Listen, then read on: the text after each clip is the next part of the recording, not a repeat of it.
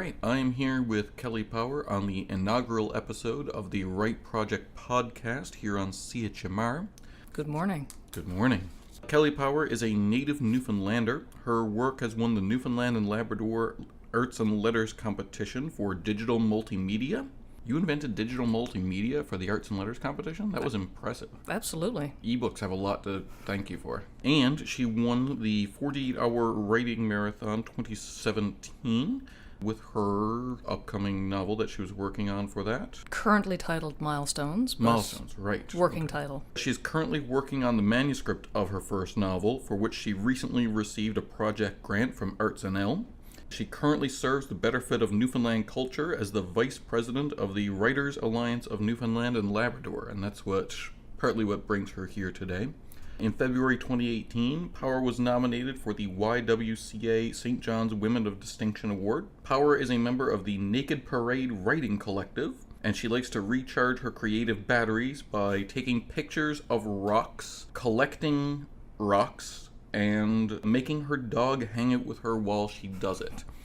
This is from her bio in Chillers from the Rock, which came out in April, in which she has 2 stories. Thank you for the introduction. I wanted to have you on and talk about WANL because it's one of the best kept secrets in Newfoundland literature that there is a Writers Alliance of Newfoundland and Labrador. I would tend to agree with you based on the fact that I knew nothing about it until probably about 3 years ago. Yeah, and they have a lot of incredible resources for authors and a lot of things that I'm like, oh, this would be great if they could do X or if they could do Y. So I wanted to have you on and talk about the great things that WANL already does, and then talk about why I didn't join to begin with. I am currently a member in good standing. As am I. Wow. Well, I would hope so.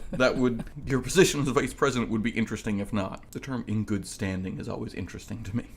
As opposed to in good sitting. Yes. Or, head standing or something like that. Exactly. Can you tell us a little bit about what WANL is, preferably in your own words? Sure. Well, we're a membership-based, not-for-profit organization, and we've been around for about 30 years now. We had our 30th anniversary last year, so 1987. That actually makes a lot of sense because nobody knew who I was until I turned 30 either. Like, maybe that's the trick. It's about the 30-year mark. Yeah. People are like, oh, I know that guy. I've seen him for 30 years. He's written horrible books. You got to stop putting your picture on the book. Oh, yeah, I really do. Especially if I'm gonna write the way I do, or some would say not write the way I do. Well, yeah. So maybe you're right. 30 is the magic number. Yeah. Right now, there's about 270 members, but we're always trying to grow that. Recognizing we're a province of about 500,000. I think there's some room to grow there. Yeah, and we have members who are internationally acclaimed authors. We have emerging writers in their early stages who have never published and are happily writing at the desk in their bedroom at the moment. And it's all types of writers are welcome: fiction, nonfiction, poetry, YA, children's, romance, sci-fi, fantasy, speculative fiction. I mean, I could list them all, but a good chunk of your board right now is genre authors, if I'm not mistaken. It's probably about a 50-50 split at the moment. Which is a good ratio. Yeah, and it's a volunteer board of 12, sometimes 13 if we have a youth liaison member on the board. So yeah, I mean, there's good representation right now across the board of people who have written nonfiction, people who have written novel-length manuscripts, people who are journalism backgrounds. It is a really good range at the moment, and I think we're all aligned on the main principle there is to raise the profile of writing and literary work in the province, improve the quality of that through the programs that we offer, and also, I want to say, legitimizing writing as a profession.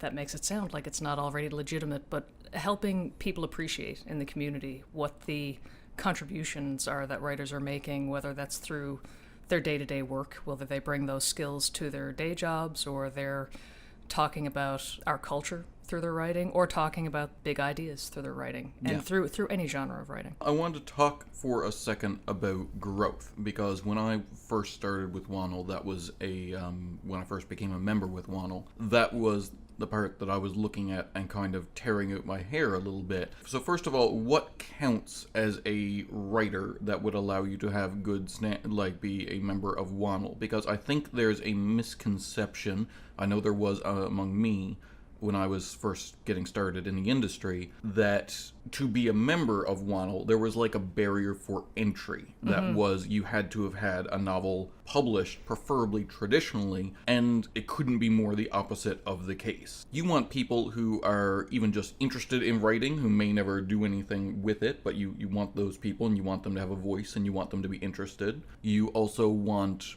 journalists, if possible. They're writers that have a very important impact on our society. Right. You want fiction writers, non-fiction writers. You want people who used to write and are now retired but still want to be in the industry. It should be for everyone. And it is for everyone. If you're familiar with the Canadian Writers Union, they have a minimum requirement of, I guess, how you would consider yourself a professional writer, and that includes having published 1 to 2 novels. I'm not sure exactly what it is, but they do have a minimum for you to be able to enter. WANL does not have that. We are not just open to, but very excited to welcome emerging writers who have 0 publication credit, who, as you just ran through the litany of people who we would welcome. I mean, we would love it if people who never even had an interest in putting a pen to paper themselves, but just enjoyed the literary arts, became members. That would be fantastic. And when you were saying earlier about the best kept secret, it occurred to me that perhaps part of what's happened is, if we haven't had a profile, and I should add, I only joined about 3 years ago, and I've been on the board now for 2, so I don't have a long-standing institutional memory with WANL, but if it is something that people have perceived to be, or not known about, or perceived to be having a minimum requirement to entry, but I think particularly this idea, if you haven't seen it before or heard of it, that immediately adds an air of exclusivity to it. Like, maybe I haven't heard about it because they don't promote it, because it's only for certain types of writers. Maybe it's a secret cabal. Yeah, perhaps that's happened. I'm very much speculating when I say that. Yeah. But it's certainly not the case at all. And I think the boards and staff in the past have always done their best to make that known within the community. I would say that because we've heard a little bit more feedback like that since I've been on the board, we've become hyper aware of it. So we make it an intention every time we're talking about the Writers Alliance to make sure people understand it is wide open for everybody and welcomes everybody. I think a huge step forward was your board in the way it is now, where there is a good mix of genre and more traditional Newfoundland authors and poets. There's a mix of traditionally published and independently produced, either with small press or with their own in-house publication companies. There's a good mix of that right now, and I think prior to this, not to throw any shade on previous iterations of your board, but there is a problem with one barrier for entry for people is if they don't see themselves represented.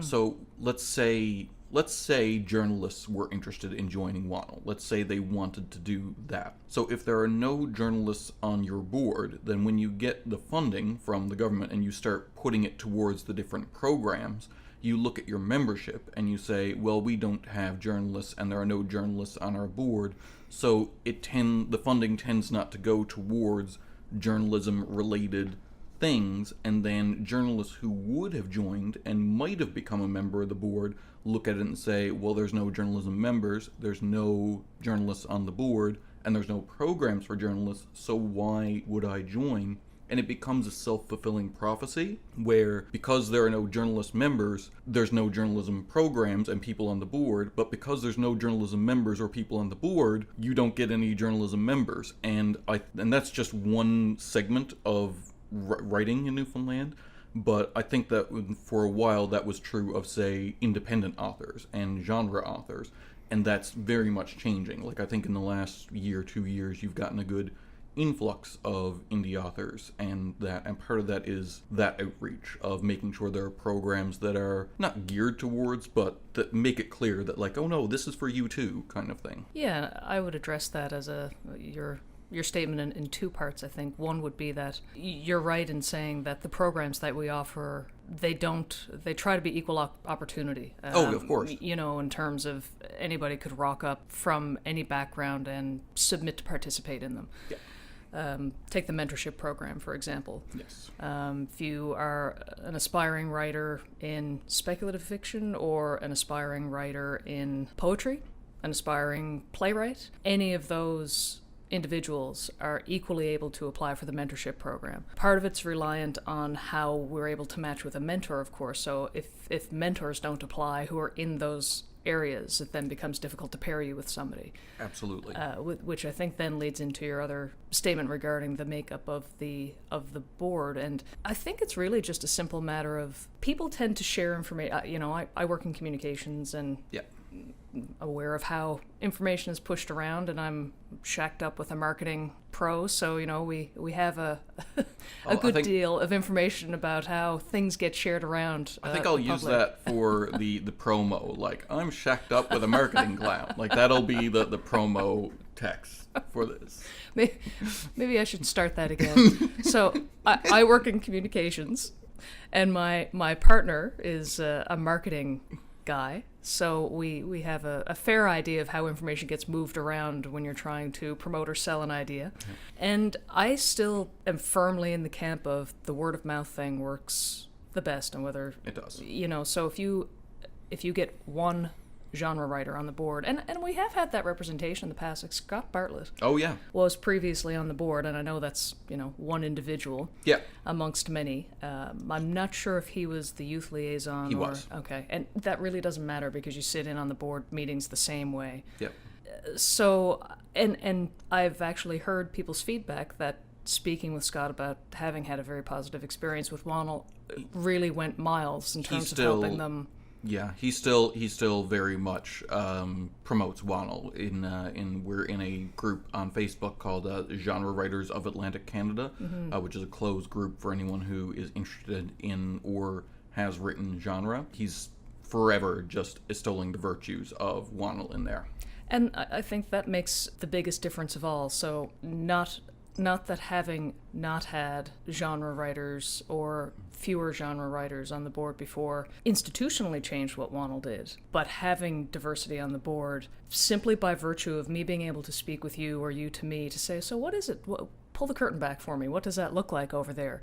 I can share firsthand what's happening over there and what it's like to be a part of it. And to be fair, I didn't mean to imply that it was intentional. Like, it's very much just like it's an optics thing where it's like if I only write spaceships in the sky space operas, and I look and there's no one in WANL that's there, but then I look again and it's like, oh no, Scott Bartlett writes that. Absolutely. Then I can go, oh, here we go. Right. You see yourself as part of that group. I mean, it starts to, I'm making hand signals here now, it starts to overlap the circles. Yes. So the Venn diagram. There you go. Yeah. You get that intersection then of you can relate through the type of writing that you're doing. Yeah. You can relate through the fact that you actually know Scott. Yeah. And can have those conversations with him. It just, I like the idea of you pull the curtain back. Yeah. Because it's like anything that you're not a part of, particularly an organization like WANL, who does not have funds to be able to go out promoting itself on billboards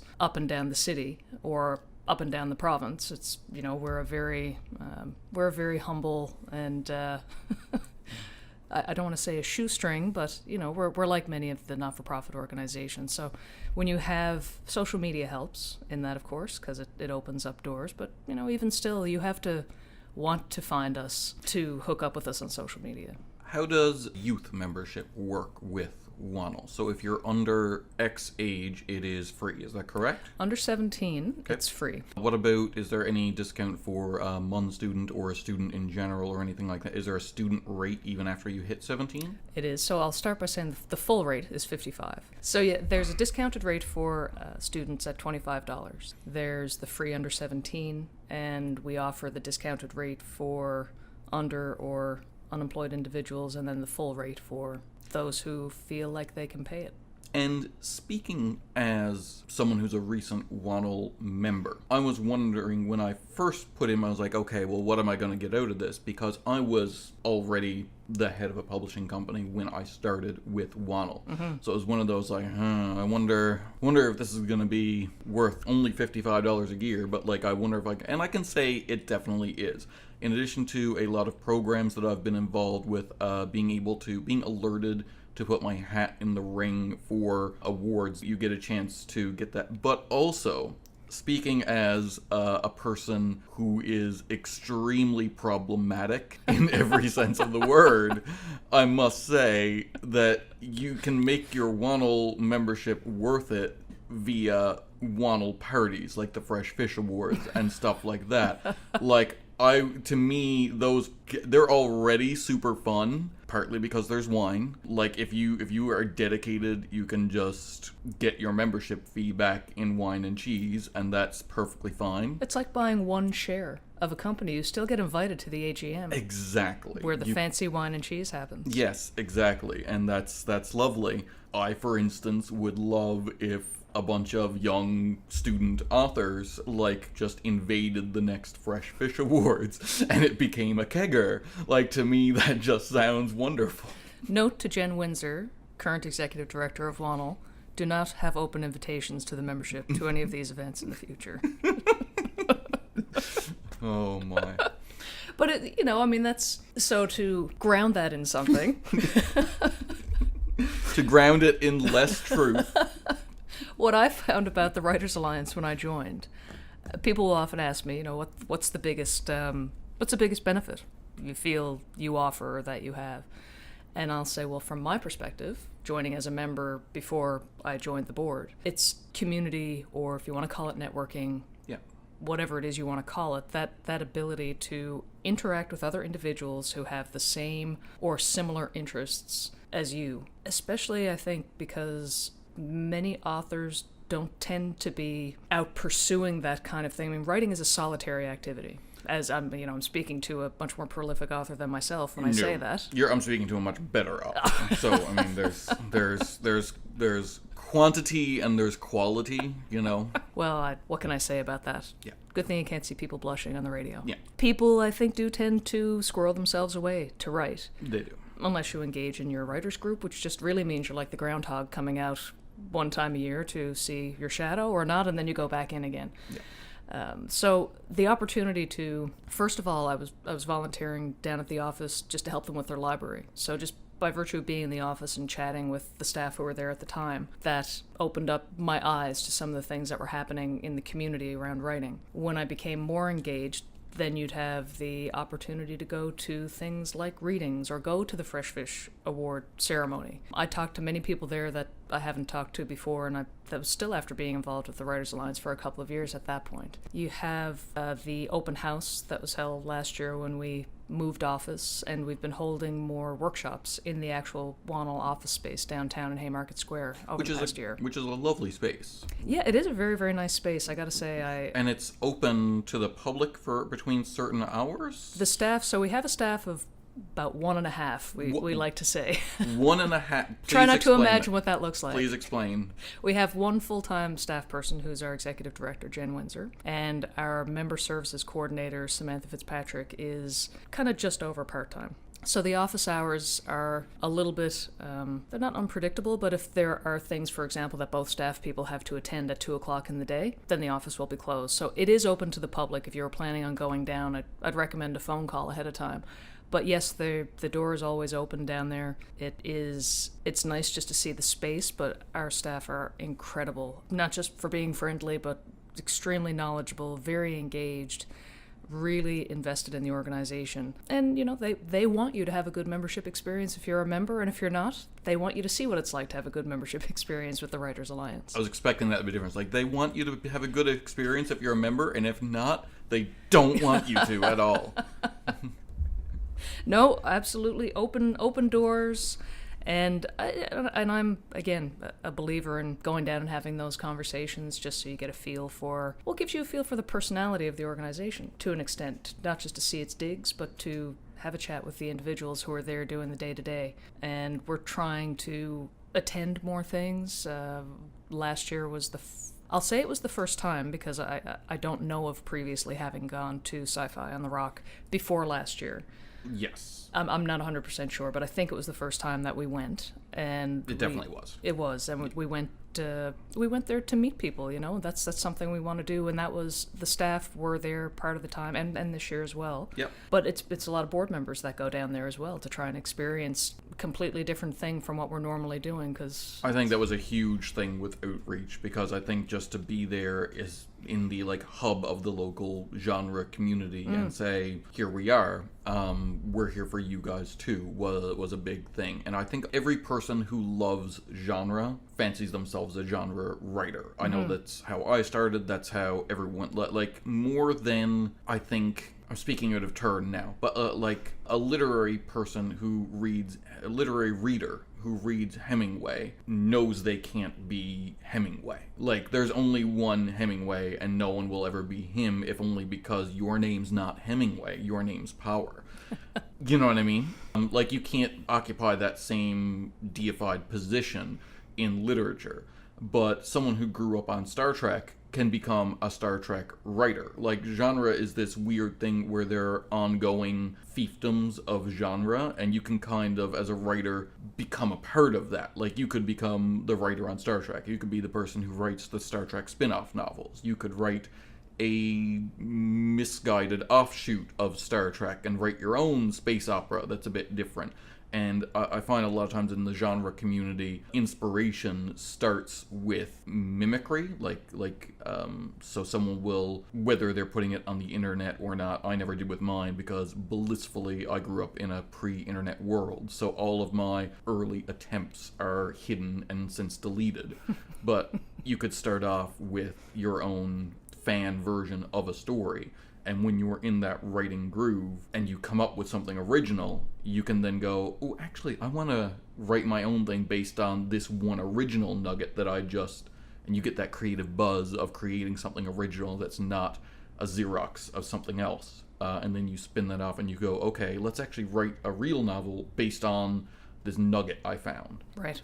And do stuff like that. And I think the genre community is great for that. All communities are great for that, and all writing is imitation. Anyone who says that it has to be wholly original, I don't advise copying or anything like that, obviously, but all language comes from previous language. You get to make up one word in your life, that's it. Right. Great examples of that all over the place. I'm in the same camp as you. I think there are, and if you look at, I don't know what kind of books these would be, but anything that's talking about the fundamentals of story, we'll say that we're pretty much writing the same stories all the time. It's just a matter of how we take them and turn them and contextualize them to our own experiences, our own time.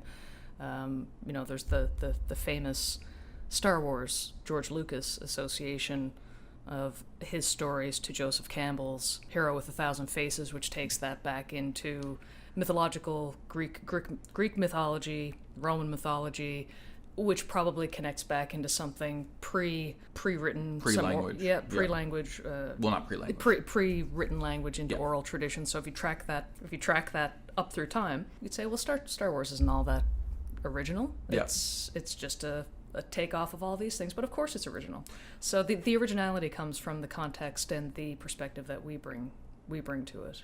The Hero of a Thousand Faces is always an interesting one to me. I always liken Luke from Star Wars back to King Arthur. I mean, he is a normal, like, blonde-haired, blue-eyed farm boy who gets a magical sword after he meets a wizard. Right. I mean, that's what it is. Yep. Which is why I find it really funny when people are surprised that he came to a bad end in the latest movie. I'm like, did you watch King Arthur?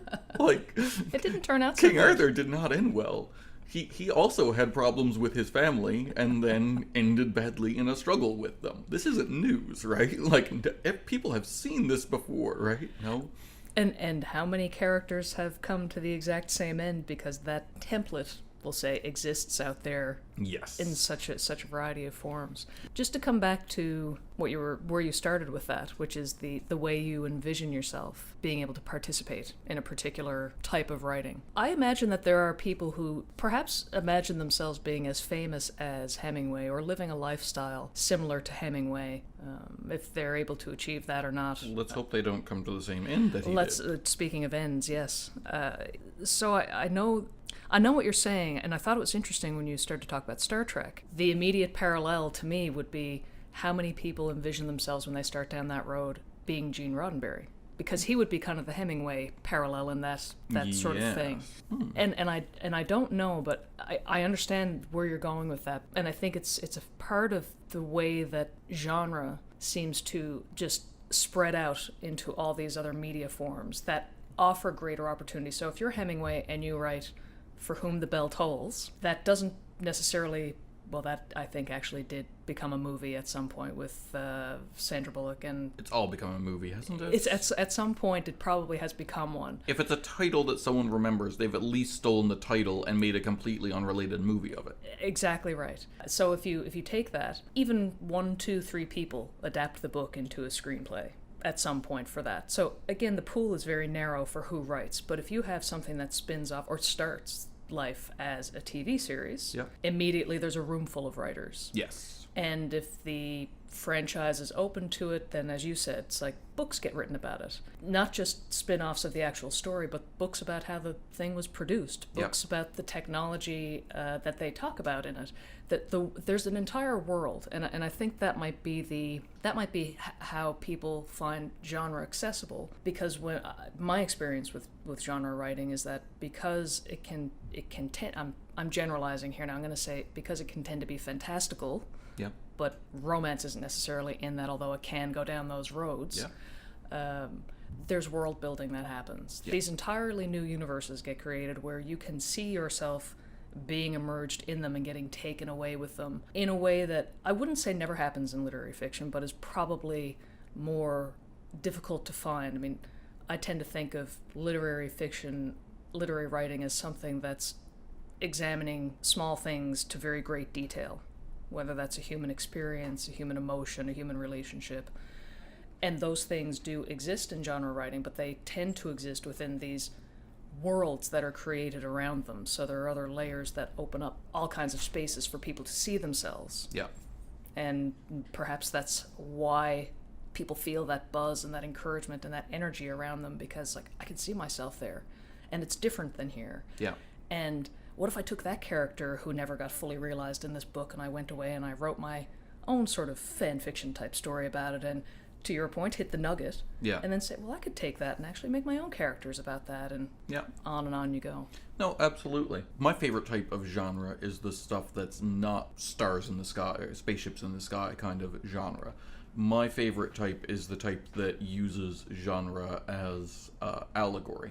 There was this wonderful movie, Colossal. So I did see that movie, and I thought the same thing. It's so clever and how it addresses those issues. And I love a range of genre, whether I do like the stars in the sky, but I love seeing clever things done with those types of fantastical ideas.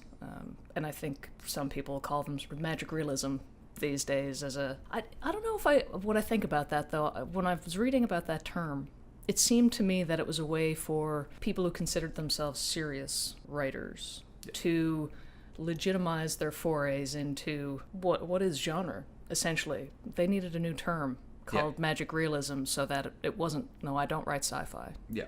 I don't write fantasy. I write magic realism. So I don't know how I feel about the term. These people have identity issues. like we need to reach out to them. And maybe I'm speaking out of turn about that term, because I've only just sort of skated along the surface of that. But I just like to say, just call it what it is. So it's easy to define genre. How do you define literary fiction? Because to me, literary fiction is a genre of exclusion. The same way we have diseases of exclusion, where like you can't test for... I don't mean to say literary fiction is a disease. It's my I love reading lit fiction. But by what I mean by the exclusion thing, where it's like there's some ailments that you may get in your life that they can't test for, and what they do is they test for all the other possible causes of your symptoms. I see. And if nothing else fits, then it's like, oh, it must be this thing. So it's not. They don't pin it. They knock down all the other pins until there's nothing left, but oh, you have this. So I feel like literary fiction is a genre of exclusion where you go, okay, are there spaceships in the sky? No, it's not sci-fi. Are there dwarves? No, okay, it's not fantasy. And you just knock down all the other genres, and when there's nothing left, you shrug your shoulders and you go, okay, well, it's lit fiction then. I love that entire breakdown.